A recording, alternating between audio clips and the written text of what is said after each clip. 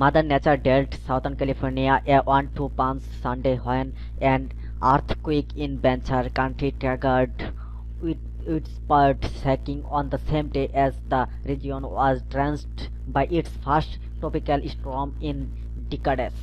The magnitude 5.1 earthquake at 2:41 p.m.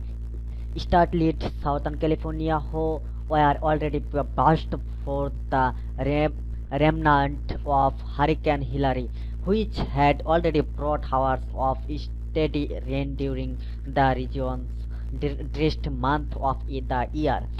There were at least a dozen aftershocks of magnitude 3.0 or greater.